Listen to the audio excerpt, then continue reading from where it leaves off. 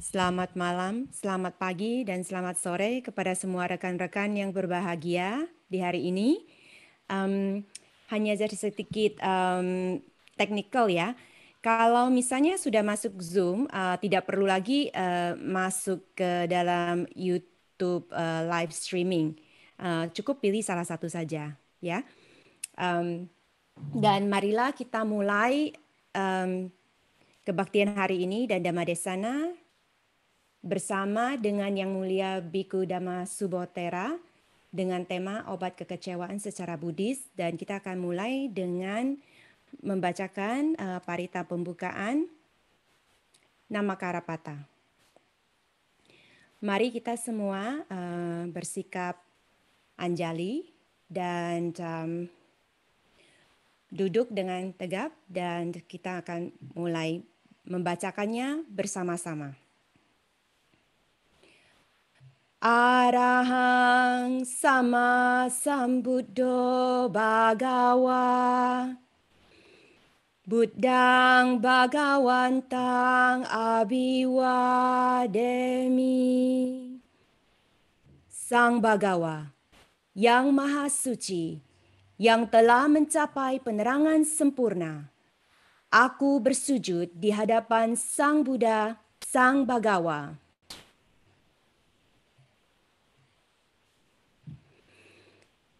Swakato Bhagawata Dhammo Dhammang Namasami. Dhamma telah sempurna dibabarkan oleh Sang Bhagawa. Aku bersujud di hadapan Dhamma. Namaskara. Supati Panno Bhagavato Sawaka Sangho Sanghang Namami. Sangga siswa Sang Bhagawa telah bertindak sempurna.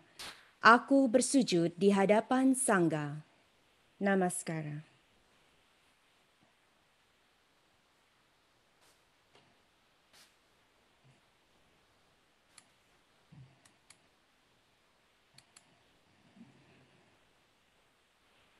Yamam hako mayang bhagawantang saranang gata yono bhagawa satta yasaca mayang bhagavato dhammang rojema imehi sakkarehi tang bhagawantang sasat damang sasawaka sanghang abhipujayama.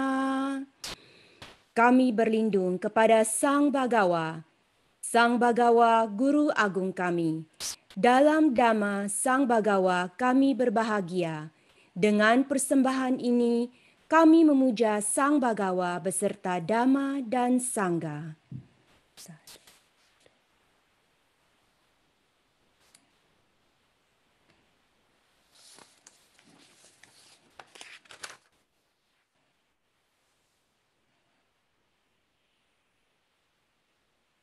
Samanta cakawalesu atra gacantu dewata Saddhammang muni rajasa sunantu sagga mokadang Sagge kame carupe giri sikaratate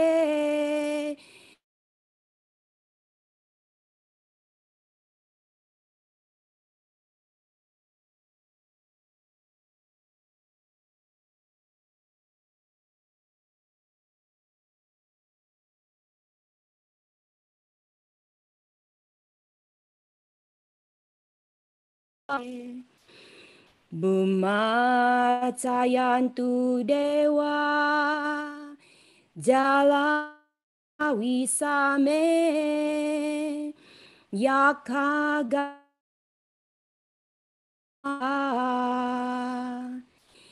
titanta santi keyang muniwara wacanan sadawo mesunantu Dhamma sawana kalo ayang badanta Dhamma sawana kalo ayang badanta Dhamma sawana kalo ayam badanta. Semoga semua dewa di alam semesta hadir di sini, mendengarkan dhamma nan agung dari Sang Bijaksana yang membimbing umat ke surga dan ke kebebasan, di alam surga dan di alam Brahma, di puncak-puncak gunung, di angkasa raya, di pulau-pulau, di desa-desa dan kota, di hutan belukar, di sekeliling rumah dan ladang. Semoga dewa bumi mendekat melalui air, daratan, ataupun angkasa, bersama-sama dengan Yaka, Gandhabba, dan Naga. Dan semoga dimanapun mereka berada, mereka dapat mendengarkan sabda Sang Bijaksana seperti berikut. Sekarang tiba saatnya mendengar dhamma. Sekarang tiba saatnya mendengar dhamma. Sekarang tiba saatnya mendengar dhamma.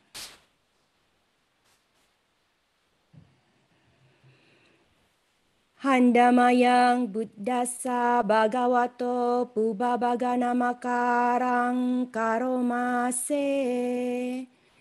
Marilah kita melakukan penghormatan awal kepada Sang Buddha, Sang Bhagawa. Bersama-sama.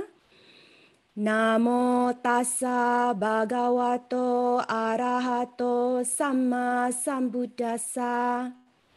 Namo tassa bhagavato arahato samma sambuddhassa. Namo tassa bhagavato arahato samma sambuddhassa. Penghormatan kepada beliau, Sang Pembagi, yang Maha Suci, yang telah mencapai penerangan sempurna oleh diri sendiri.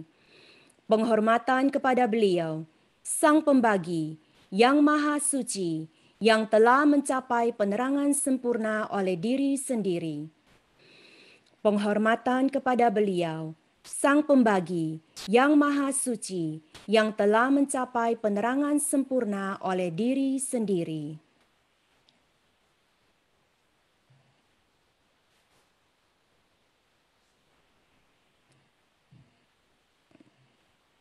Dan kita akan mempersilakan Bante untuk memasuki ruangan.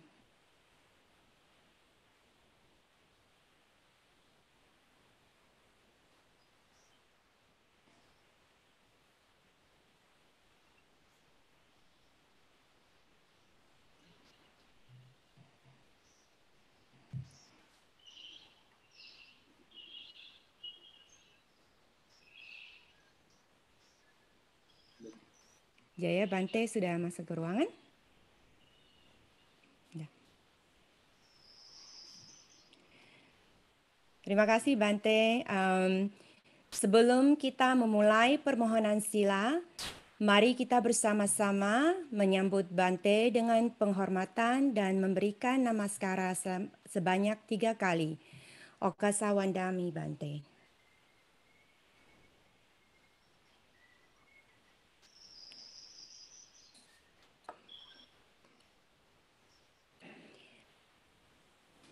Dan mari bersama-sama kita akan meminta permohonan Pancasila.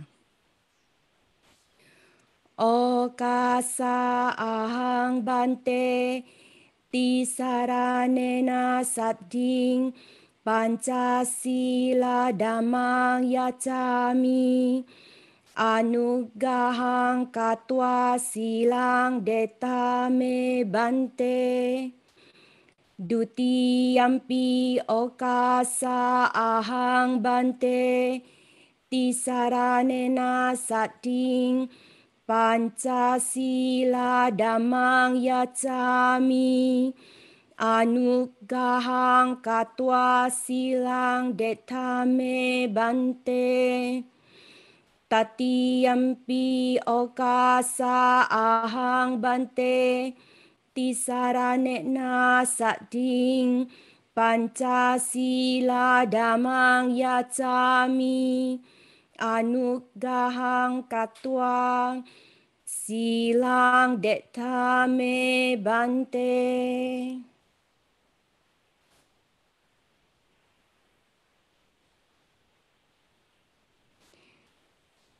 Bante suaranya tidak ada. Mikrofonnya udah on.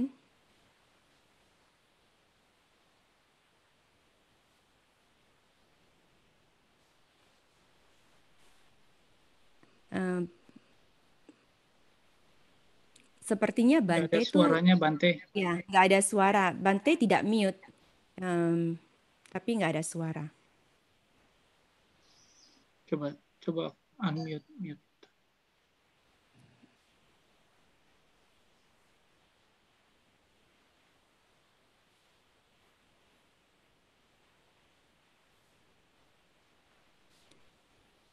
Bante masih tidak ada suara.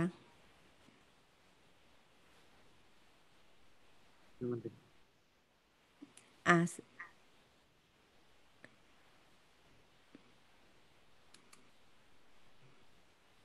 Bante masih tidak ada suara.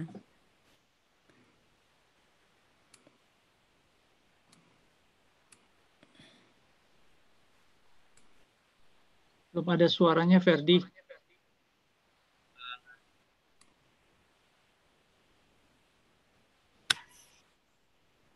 Oke, oke. Coba lagi, Bante. Namo Tasai. Ya, Ya, bagus, Bante. bagus. Namo Tasai Bhagavato Arahato Sama Sambuddhassa. Namo Tasai Bhagavato Arahato Sama Sambuddhassa. Namo tassa bhagavato arahato sama sambuddhassa. Namo tassa bhagavato arahato sama sambuddhassa. Namo tassa bhagavato arahato sama sambuddhassa. Buddhang Saranang Gacchami. Buddhang saranang gacchami. Dhammang Saranang Gacchami. Dhammang saranang gacchami. Sanghang Saranang Gacchami. Sanghang saranang gacchami. Yampi Buddhang Saranang Gacchami.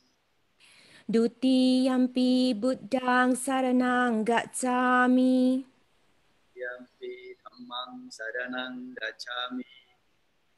Dutiyampi dhammang saranang gacchami. Saranang Gacchami. Dutiyampi sanghang saranang gacchami. Yampi Buddhang Saranang Gacchami. Tatiyampi buddhang saranang gacchami. Yampi Dhammang Saranang Gacchami.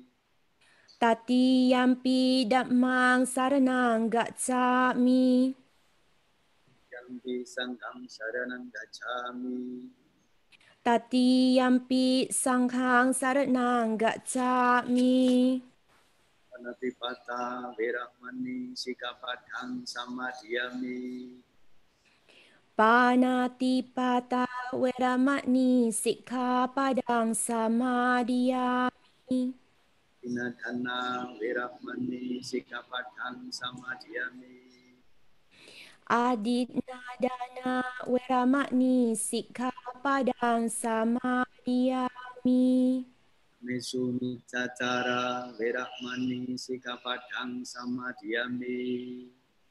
Kamesu micacara weramani sikkhapadang samadhiyami. Sawadha weramani sikapadang samadhiyami. Musawada weramani sikkhapadang samadhiyami. Miraya maca pamadatana weramani sikapadang samadhiyami. Surameraya majapama datana weramani sikkhapadang samadhiyami. Imani anja sikapadani silena sugating yanti. Silena buka sambada, silena niputing yanti tasma silang. Isoda Amabante sadu sadu sadu. Dan berikutnya saya akan membacakan Dhammadesana Aradhana. Brahma Caloka Dipati Sahampati Katanjali Andiwarang Ayacata Santi Dasata Parajaga Jatika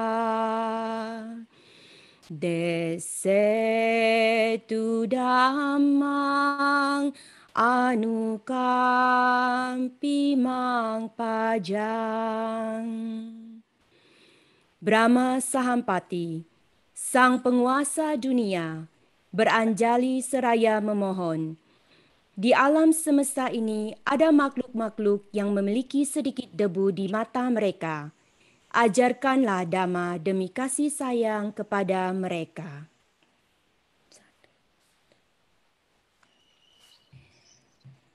Dan berikutnya kita akan memulai sesi Dhammadesana. Terima kasih Bante dan kita akan menyerahkan forum ini kepada Bante dengan tema obat kekecewaan secara Buddhis. Terima kasih.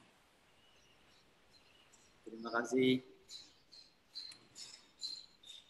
Mari bersikap anjali, kita puja pada Sang Buddha, Sang Dhamma, dan Sang Sangha. Namo tassa bhagavato arahato sammasambuddhassa. Namo tassa bhagavato arahato sammasambuddhassa.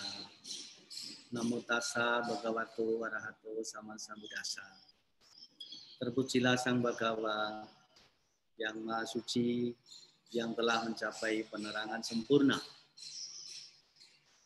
Makhluk apapun yang berkumpul di sini, baik makhluk-makhluk yang berkaki dua, berkaki empat, berkaki banyak, maupun yang tidak berkaki, baik yang lahir melalui kandungan, melalui telur, melalui lembab, maupun yang lahir spontan.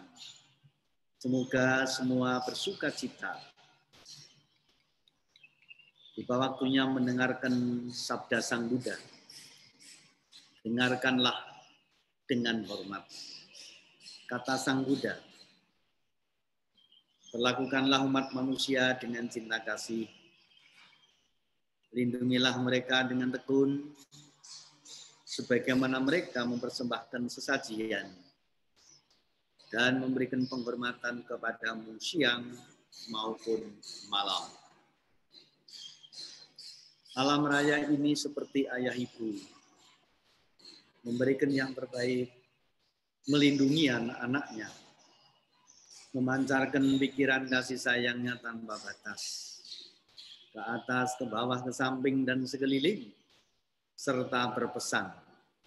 Pesan-pesannya, jaga baik-baik kekayaan alam. Gunakan dengan hati-hati warisan harta bumi. Jangan menipu Jangan menghina siapa saja. Jangan karena marah dan benci mengharap orang lain celaka. Karena itu semua akan menjadi sebab-sebab bencana. Pesan lainnya, orang bodoh kalah dengan orang pintar. Orang pintar kalah dengan orang licik. Orang licik kalah dengan orang jahat. Yang tidak terkalahkan orang-orang beruntung. Keberuntungan itu buah dari kebajikan, yaitu kebajikan gemar berdana, memiliki moral yang baik, mempunyai pengendalian diri. Itulah kebajikan sejati bagi kaum pria maupun wanita. Karena itu kalau berdana dengan keyakinan, kalau sila dilatih dengan baik, kalau samadhi dikembangkan dengan benar, kemanapun pergi dilindungi para dewa. Namo Buddhaya.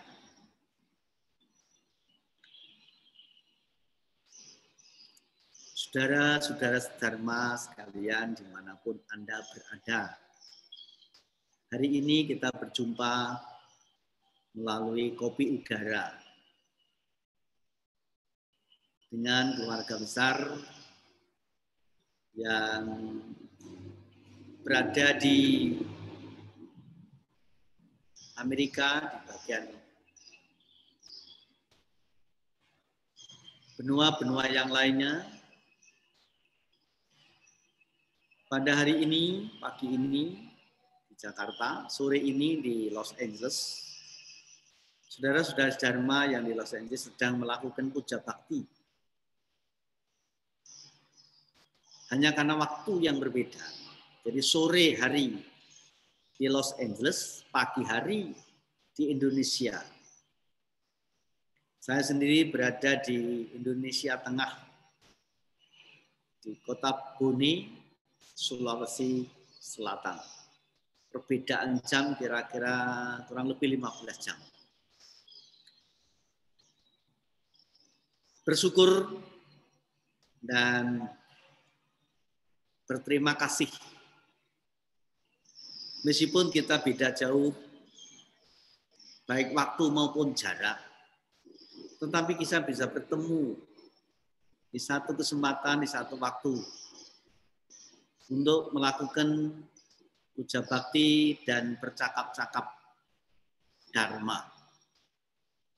Ini berkat kemajuan teknologi, telekomunikasi, dan juga dengan keterampilan-keterampilan para pengguna. Karena itu saya mengucapkan pada kawan-kawan, saudara-saudara Dharma yang terampil menggunakan ini, sehingga kita bisa bertemu melalui fasilitas ini. Kita berbicara Dharma itu enak setiap waktu. Pagi, siang, sore, malam, enak. Karena Dhamma artinya damai. Memang banyak orang berbicara tentang damai. Berbagai kalangan, berbagai alasan, berbagai keputusan sering mengusung dengan kata-kata damai. Meskipun belum semua memberikan makna damai yang sesungguhnya itu seperti apa. Kemudian di era masa kini, generasi masa kini, hal-hal itu tidak cukup hanya bercerita yang tanpa rasa. Janji-janji yang tanpa bukti. Karena sekarang bukan zaman informasi, tetapi zaman data. Dengan kemajuan teknologi, kita sampai pada zaman data. Sebelum ada fasilitas ini, mungkin kita hanya bercerita, saya ketemu Bante, saya bercerita dengan Bante. Tapi kan data konkretnya seperti apa, belum tentu kita bisa menunjukkan. Tetapi dengan zaman data ini, ternyata terbukti, tadi bisa kelihatan di kolase layar-layar itu, tidak hanya bercerita tanpa rasa, tidak hanya janji-janji tanpa bukti, tapi ada data dan fakta bisa dilihat secara nyata. Begitu juga damai. Sekarang ini berbagai kalangan, penghuni bumi, hari-hari mendambakan yang namanya damai. Apakah bahasa rakyat, bahasa masyarakat, bahasa politik, bahasa agama-agama, hampir setiap kesempatan mengusung yang namanya kata damai. Tapi lagi-lagi, belum semua memberikan makna yang jelas. Apa yang dimaksud damai? Dan apa buktinya? Nah, kemudian kalau berbicara dharma, berbicara agama Buddha, 2500 tahun yang lampau, Sang Buddha pun juga sudah mengusung yang namanya damai, damai, damai, damai.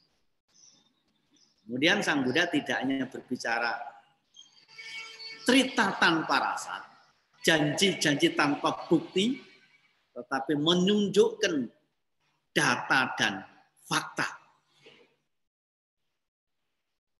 Karena itulah, meskipun Sang Buddha sudah meninggalkan kita, Sang Buddha sudah meninggalkan dunia, tapi pernyataannya masih diikuti banyak orang. Kemudian juga masih dikenal oleh banyak orang. Dan kini semakin terkenal di kehidupan, yaitu tentang apa yang pernah disampaikan oleh Sang Buddha. Karena itu, kalau saja harus beragama, mungkin generasi masa kini juga harus mencari agama yang berbicara data dan fakta. Tidak hanya bercerita yang tanpa rasa, tidak hanya cerita janji yang tanpa bukti. Jadi kalau akhir-akhir ini agama sementara ditinggalkan oleh sebagian orang, agama Buddha masih bisa menjawab kekecewaan itu. Dari mana?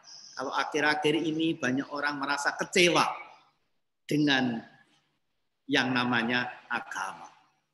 Karena dulu dikira dan dikatakan agama itu adalah menjanjikan. Banyak janji yang disampaikan melalui bahasa-bahasa agama. Yang namanya kebahagiaan, yang namanya kedamaian, yang namanya kemakmuran, yang namanya ketenteraman, yang namanya menjadi pelindung yang aman. Itulah kata-kata agama. Maka agama menjadi mendunia. Agama yang tidak punya batas wilayah teritorial. Kalau politik kekuasaan ada batas-batasnya. Tapi agama tidak mempunyai batas wilayah. Karena yang dijanjikan oleh agama itu menjadi kebutuhan umum. Siapapun orangnya, dimanapun mereka berada. Tidak soal statusnya apa. Orang terpelajar apa kurang ajar. Jutawan apa kerewan. Gitu? Jenderal apa berandal. Semua butuh apa yang dijanjikan oleh bahasa agama. Karena itu agama diusung di mana-mana. Bahkan pada satu fase, bahasa agama lebih didengar dari bahasa hukum. Lebih didengar dari bahasa-bahasa lainnya. Mungkin kata-kata, ajaan, anjuran para pejabat belum tentu diikuti oleh rakyat.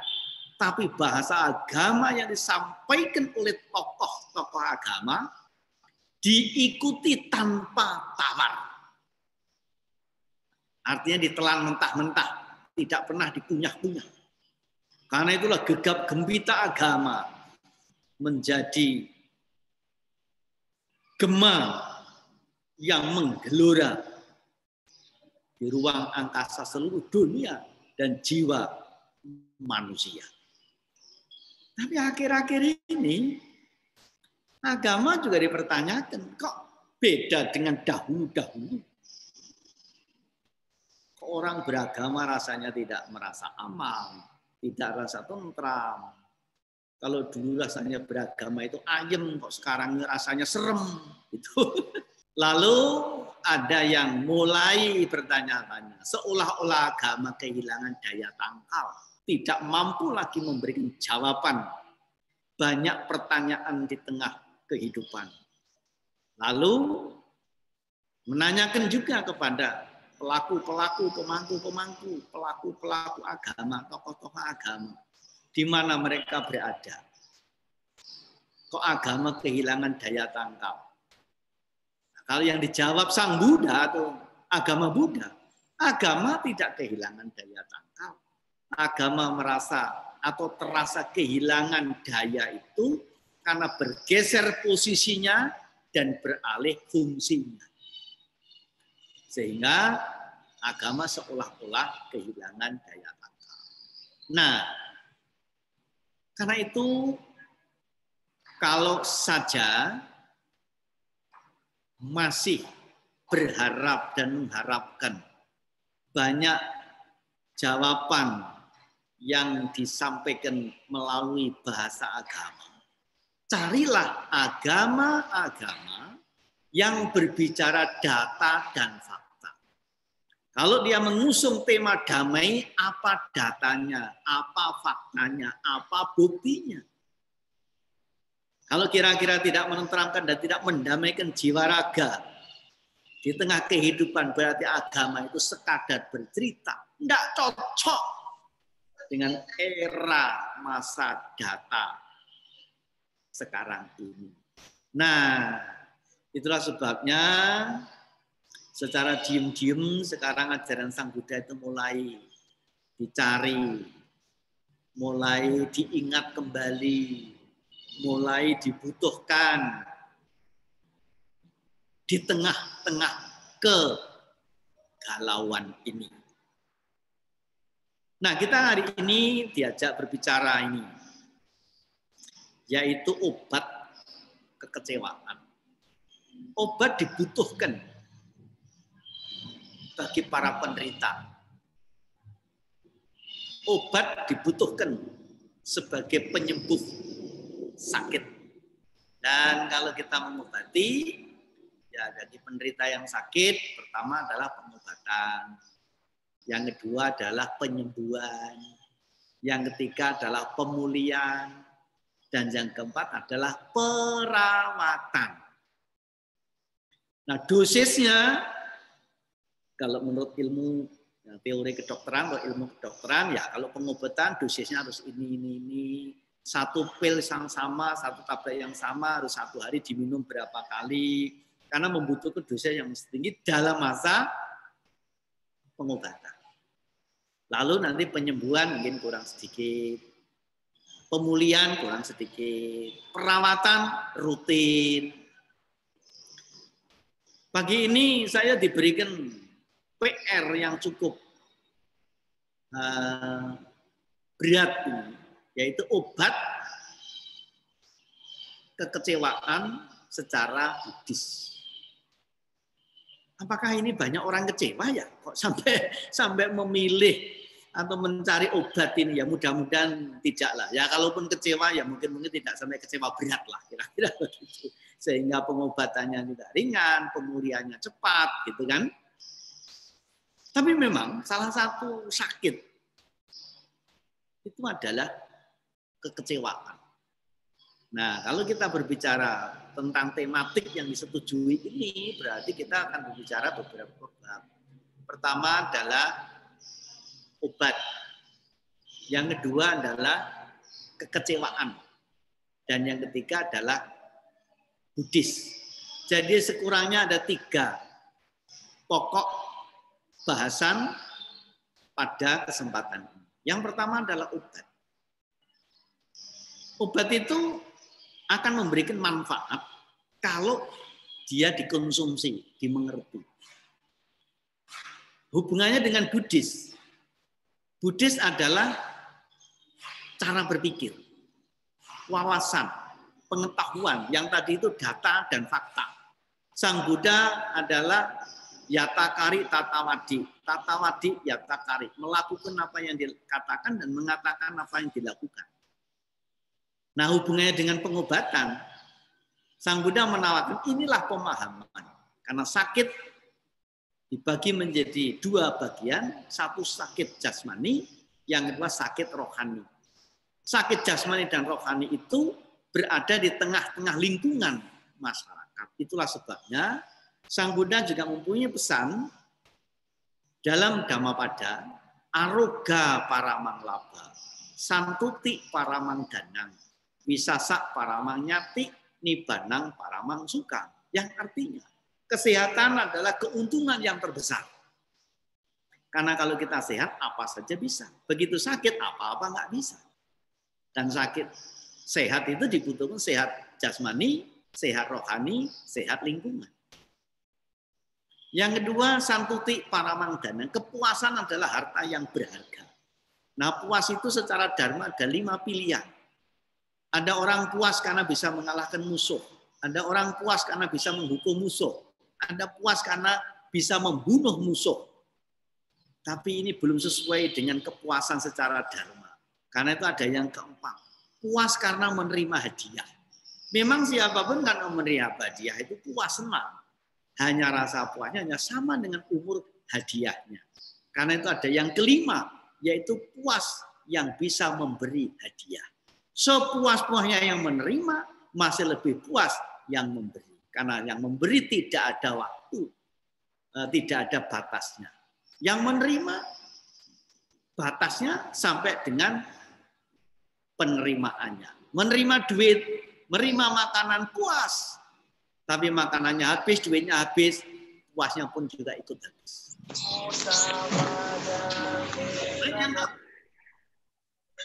Yang kedua, yang ketiga adalah wisasa paramang nyati. Kepercayaan adalah saudara yang terbaik. Yang keempat itu namanya nibanang paramang sukang. Berhentinya niat jahat adalah kebahagiaan yang tertinggi. Jadi dengan kata lain, Om Junet, kekecewaan ini adalah pengaruh dari keinginan-keinginan, ketidakpuasan, kasarnya kejahatan, dan ringannya adalah kekecewaan.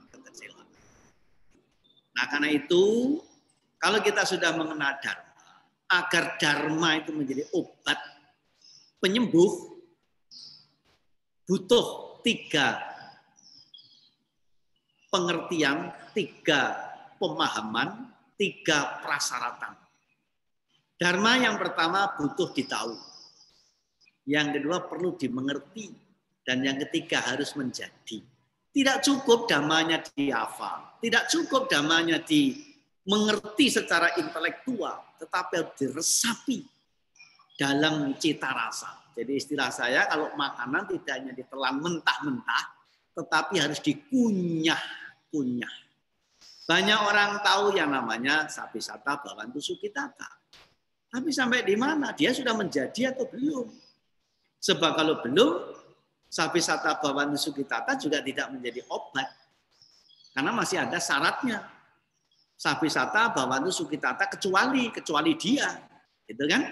Sapisata Bhavantu Sukhitata. Kecuali, semoga semua makhluk berbahagia. Kecuali dia. Nah itu artinya belum menjadi. Karena itu, dhamma pertama harus ditahu. Yang kedua dimengerti. Dan yang ketiga menjadi. Tembus, paham, mudeng. Itulah obat. Jadi kesembuhan obat adalah kalau obat itu dikonsumsi. Kalau hanya dicerita, ini loh ada obat mujarab, buatan pabrik terkenal, komposisinya jelas, semuanya terbaik. Tapi kalau dia tidak dikonsumsi, tidak dimakan, ya sampai kapan bisa mengobati? Karena itu tidak heran kalau ada ayam mati di atas lumbung padi. Ya meskipun ayam itu tinggal di lumbung padi, ya karena dia tidak makan gabah, ya mati. Karena itu tidak perlu heran kalau ada orang yang sudah mengaku sebagai umat Buddha. Statusnya jelas, lama waktunya. Tapi cara hidupnya, pola pikirnya, jiwanya, kelakuannya tidak menjawab banyak pertanyaan, kok aneh-aneh, mengecewakan, ya berarti dia memang hanya mungkin sebagai umat Buddha, seperti perpustakaan berjalan, apal banyak ayat, tetapi penghayatannya, peresapannya belum sampai. Karena itu sekali lagi obat bermanfaat. Satu, harus dikonsumsi. Dharma bermanfaat bisa menjadi obat. Satu, ditahu. Yang kedua, dimengerti. Yang ketiga adalah harus menjadi.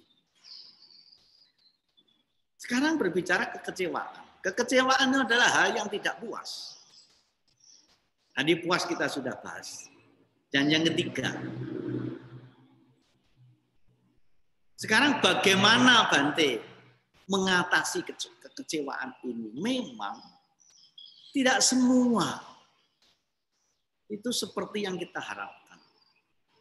Makanya ada istilah begini.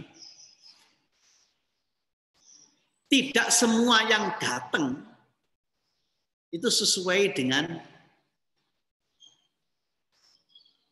keinginan. Tapi apapun yang datang, kalau kita bisa menerima,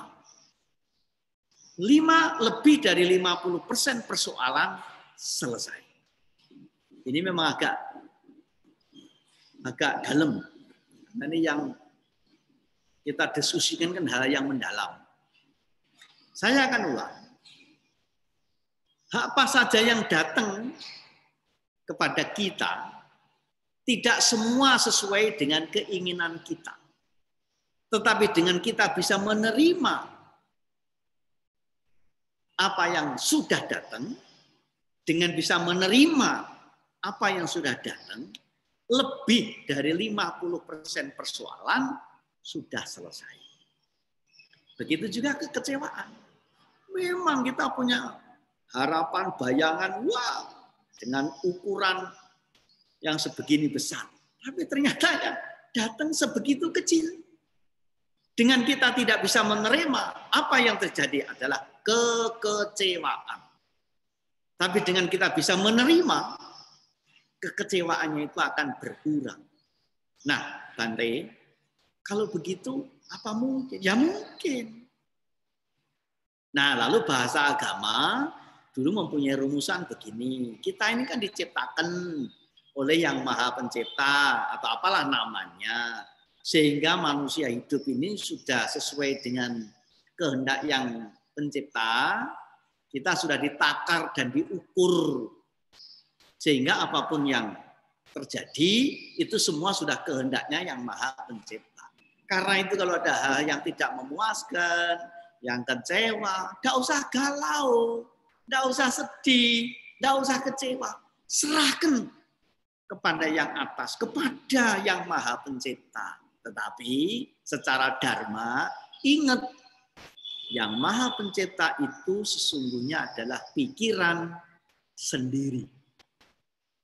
Karena kalau kita tidak berpikir tentang sesuatu, apakah ada sesuatu itu?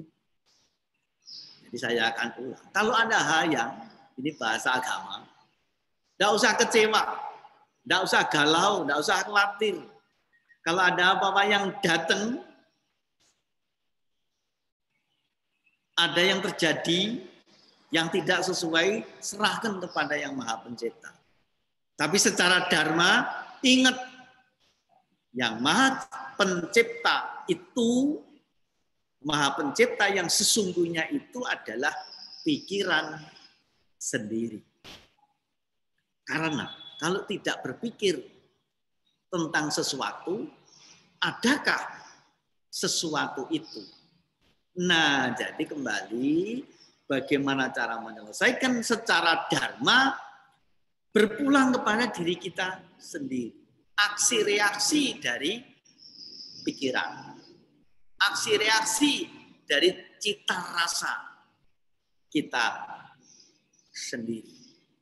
Nah, itu kan terlalu rumit dan terlalu dalam, Bante. Kalau orang tidak sedalam pemahamannya, tidak mudah itu. Ada yang lebih mudah. Jadi Kalau kita ucapkan dengan cipok, artinya kunci pokok, dengan kata-kata yang agak indah, agak puitis, begini. Apapun yang terjadi pasti ada hikmahnya. Jadi kalau diucapkan dengan puisi, setiap musibah itu membawa hikmah. Mungkin kita sudah sering mendengar kata-kata itu. Tapi kita kan pertama tidak meresapi secara mendalam. Yang pertama juga merasa apa itu tidak mungkin. Malah orang mengatakan, lu ngomong enak saja. Coba kamu seperti saya, bagaimana rasanya? Wah, rasanya itu kayak apa? Sakit tuh di sini. Wah, gitu kan? Tapi kalau kita pakai kunci pokoknya agak lucu-lucu, setiap hikmah musibah membawa hikmah. Setiap kejadian pasti ada hikmahnya. Kejadian yang baik atau tidak baik sekalipun pasti ada hikmahnya. Karena memang hanya saja pikiran kita sering tidak sabar menunggu hikmah berbuah. Tapi cobalah kalau kita sabar barang sebentar menunggu hikmah itu berbuah.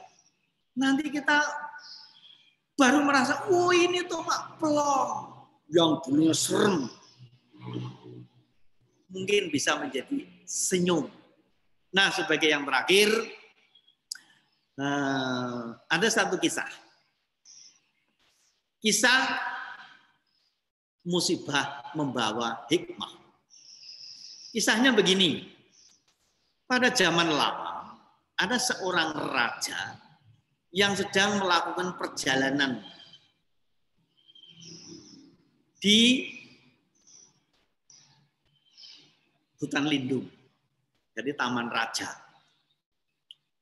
Raja ini berjalan hanya berdua bersama dengan pengawal pribadinya. Di tengah perjalanan semula dua orang itu happy bercerita ngomong ini ya namanya orang lagi jalan-jalan. Tapi ternyata tanpa dinyana raja ini kakinya terantuk sesuatu. Luka dan berdarah. Raja marah. Panglima dimarahi habis-habisan. Pengawal dimarahi habis-habisan. Tapi sang pengawal ini dengan sabar merawat, menghibur, membersihkan bagian kaki yang berdarah dan mengatakan begini, Raja, mohon dengan hormat, Raja tidak terburu-buru marah. Karena apapun yang terjadi pasti ada hikmahnya. Wah, Raja makin emosi. Akhirnya apa? Raja sudah mulai kesel. Dan dalam pikirannya, pengawal seperti ini harus dihukum. Apa hukuman yang diberikan? Dalam perjalanan ini di pinggir jalan ada kubangan lumpur di sebelah ruas jalan itu. Tanpa babi bu, pengawal yang mengiringi itu ditarik, didorong, dijeburkan ke dalam lumpur itu. Dan raja merasa puas, rasain kamu. Kamu kan tidak merasakan bagaimana kaki yang luka dan berdarah ini. Nah, rasain kamu. Nah, akhirnya pengawal kejebur lumpur. Tetapi dengan hormat, pengawal yang sudah dijeburkan ke lumpur itu mengatakan, baik Raja, terima kasih.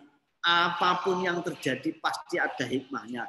Ingat sekali ingat Raja, apapun yang terjadi pasti ada hikmahnya. Raja agak dongkol, hikmah, dengkulmu itu apa? Gitu. Tapi tambahan saya yang dengkul ini. Akhirnya Raja dengan tatih-tatih melanjutkan perjalanan sendirian. Lalu dia berhenti di satu tempat sambil mengelus-ngelus kakinya yang luka dan berdarah. Mungkin rasa sakit itu tiba-tiba ada segerombol orang yang tidak dikenal muncul dari semak belukar. Dengan sigap secepat kilat, mereka menangkap raja yang sendirian dan tidak berdaya itu. Kemudian di antara mereka salah satunya sudah mengunus pedang, akan diayunkan. Tapi di antara mereka juga satu ada yang teriak, tunggu dulu kawan. Ingat, bukankah kalau korban kita itu cacat, nanti usaha kita akan gagal. Apa maksudmu? Teriak yang lain. Perhatikan baik-baik, orang ini memang sendirian, tapi ternyata kakinya itu cacat. Coba lihat, itu luka dan berdarah. Begitu sekerumunan ini memperhatikan dan ternyata benar memang ada bagian yang luka dan berdarah, itu dinyatakan cacat, juga kembali secepat kilat mereka melepaskan dan meninggalkan raja itu tanpa jejak. Raja juga tidak mengerti, kejadian sangat cepat seperti mimpi. Tapi raja menjadi berpikir, loh, tadi ada satu kata. Ingat kawan, kalau korban kita cacat, usaha kita gagal. Ternyata sekerumunan ini sebenarnya gerombolan penyamun yang dia punya ritual. Kalau mau melakukan aksinya harus kurban jiwa manusia. Karena itu dia menemukan manusia yang bisa dijadikan kurban ini, maka dia tangkap dan akan dijadikan kurban. Tapi ingat, kalau kurbannya cacat, usahanya gagal. Dengan kata-kata ini, dengan suara itu, raja menjadi tersadar. Waduh, terima kasih. Terima kasih pengawal saya. Inilah, coba kalau saya tidak berdarah, berarti benar saya akan menjadi korban sia-sia. Akhirnya dia tertatih-tatih, kembali menghampiri pengawal yang kejebur lumpur dengan terima kasih, thank you mas, cc kamsia, panglima saya, maafkan saya. Dan benar, terima kasih. Pengawal yang kejebur lumpur jadi bingung dibuatnya, ada apa ini? Setelah reda dan bercerita, begini pengawal, tadi saya ada kejadian yang ceritanya seperti tadi. Begitu pengawal mendengar cerita dari sang raja, apa yang baru saja telah terjadi, pengawal pun juga menjawab, baik raja, saya pun juga yakin bahwa apapun yang terjadi pasti ada hikmahnya. Terbukti raja terbebas dari maut karena cacat. Dan tadi kalau saya yang tanpa cacat mengikuti raja, berarti saya yang akan menjadi korban sia-sia. Hanya karena saya lagi kejebur lumpur, akhirnya saya menjadi selamat dari maut. Jadi saya kejebur lumpur ini juga ada hikmahnya. Akhirnya raja dan panglima tersadar setelah mendengarkan dhamma desanya pagi hari ini lewat Zoom dari Los Angeles. Terima kasih. Jadi kita berpikir apapun yang terjadi pasti ada hikmahnya. Asal kita sabar menunggu hikmah berbuah. Itulah cara Dharma mengobati kekecewaan. Karena kita menyalahkan, menuduh, mengamuk, mengutuk orang lain yang dianggap menjadi sebab bencana buat dirinya, itu bukan menyelesaikan masalah, tetapi malah nambah masalah.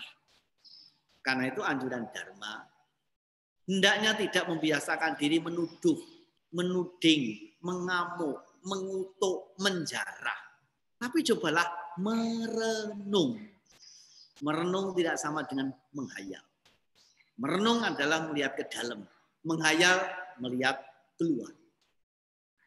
Apapun namanya, apa meditasi, apa tetek bengek itu, irang tetek yo kali bengek, irang bengek kali tetek, tapi intinya adalah merenung, melihat ke dalam diri sendiri. Dan dengan melihat diri sendiri secara jelas, nanti akan pelan-pelan kelihatan apa yang sebenarnya. Karena itulah mungkin yang lalu saya sudah pernah mengatakan, Dharma mengatasi kekecewaan adalah pertama berpikir apapun yang terjadi pasti ada hikmahnya. Yang kedua, lihatlah sesuatu itu dengan jelas. Melihat memakai kacamata Dharma, frame kesunyataan produk alam. Saya akan ulang. Lihatlah sesuatu dengan kacamata Dharma, frame kesunyataan produk alam. Dan itu bisa mengobati kekecewaan. Tapi kalau kacamata biasa seperti ini, ya ini memang kacamata. Ini mereknya Montblanc, kadang-kadang ada Rodenstock, kadang-kadang ada Mixer, ada yang lain-lain. Tapi belum tentu ini mengobati kekecewaan. Tapi kalau kita melihat sesuatu dengan kacamata Dhamma, frame kesunyataan, produk alam, itu bisa dipakai untuk mengobati kekecewaan dari apa yang kita lihat. Terima kasih. Semoga berkah Tiratna selalu bersama kita. Tapi Santa Bapak Sukitata, semoga semua makhluk berbahagia.